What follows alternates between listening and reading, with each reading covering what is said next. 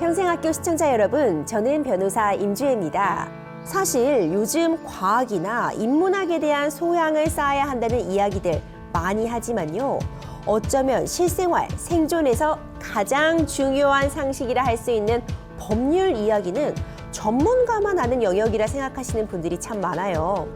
사실 법이야말로 나를 지킬 수 있는 가장 강력한 무기임에도 말입니다. 그래서 오늘 제가 실제로 상담했던 사례들을 통해서 나를 지켜줄 수 있는 생활 법률 상식들 알려드리려고 합니다. 명문대를 나온 사회 초년생 의뢰인이었는데요. 생애 처음으로 전셋집을 구하는 상황이었습니다. 그런데 알고 보니 실제 존재하지도 않는 집에 대한 계약을 한 것이었죠. 등기부 등본이나 계약서 내용 제대로 보지 않고 그냥 사람 말만 믿고 계약을 진행해서 벌어진 일이었습니다. 또 이런 일도 있었습니다. 여러분, 맹지라는 말 들어보셨어요? 맹지는 도로와 전혀 닿닿아 있지 않은 그런 토지를 말하는데요. 도로가 없다 보니 사실 그 토지로 진입할 방법이 없어서 사실 쓸모가 없는 경우가 많습니다. 그런데 이런 맹지를 개발이 곧 진행될 금싸라기 땅으로 속여서 아주 비싼 가격에 구입을 하신 사기 피해 의뢰인도 만나게 된 적이 있었죠. 이런 일들은요, 등기부 등본을 직접 확인한다거나 기본적인 법률 지식을 알았더라면 피할 수 있었던 사기 사건이었다는 점에서 정말 안타까운 마음이 들었습니다.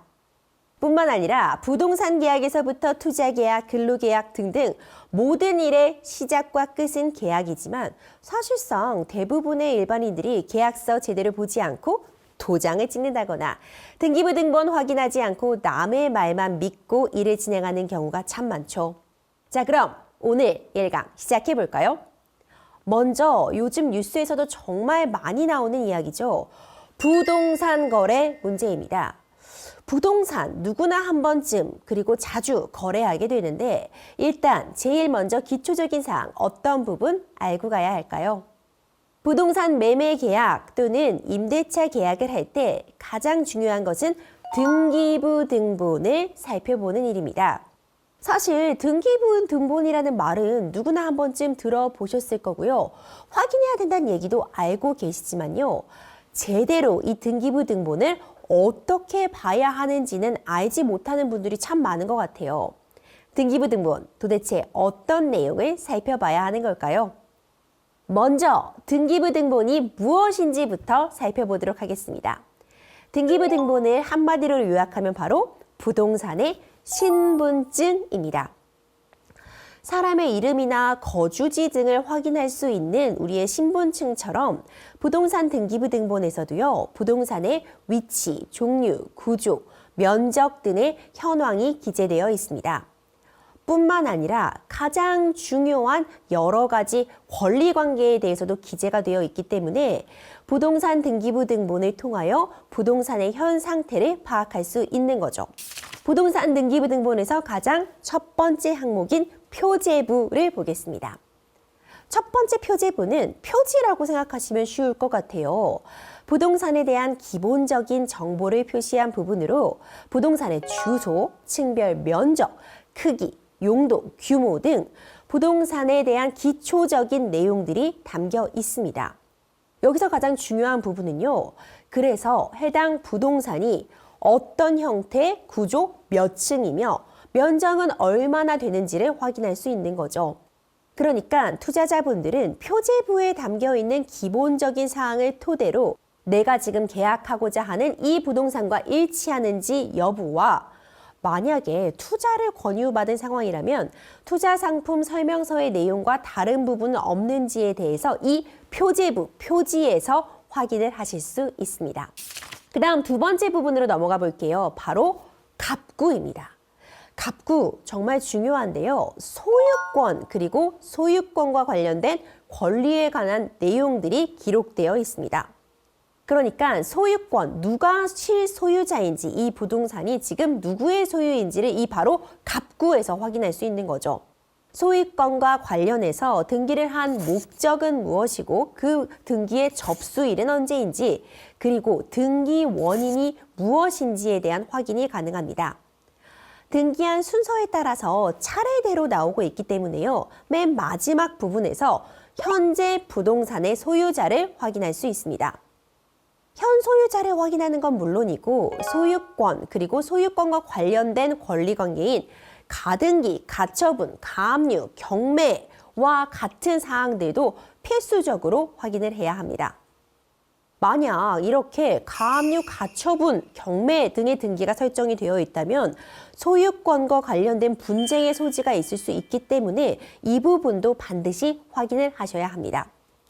갑구를 통해서 내가 지금 이 부동산의 소유주와 거래를 하고 있는 것인지 이 사람과 계약에 관련된 논의를 하고 있는지도 확인할 수 있기 때문에요. 갑구에서는 소유권, 소유자 꼭 확인해 주세요. 부동산 등기부등본의 마지막이면서 가장 중요하다고 할 수 있는 부분이 바로 을구입니다. 을구에서는요, 정말 중요한 사항이 담겨 있는데요.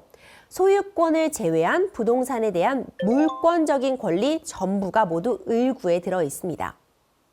근저당권, 전세권, 지형권, 지상권 등의 내용이 담겨 있는데 가장 중요한 부분은 바로 이 부동산의 담보, 채무 상황을 파악할 수 있다는 겁니다. 가장 대표적인 것이 바로 근저당권이라고 볼 수 있을 것 같아요. 예를 들면요, 을구 등기 목적란에 근저당권이라고 적혀 있고 권리자 및 기타 사항에 채권 최고액 4,800만 원이라고 표시되어 있다고 한번 예를 들어 볼게요.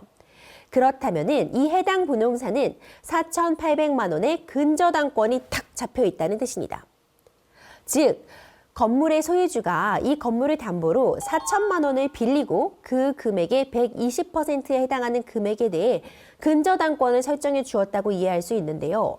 그렇기 때문에 만약 그 건물의 소유주가 해당 채무를 변제하지 못하면 이 돈을 갚지 못한다면 이 건물이 경매로 넘어갈 수도 있는 것이죠.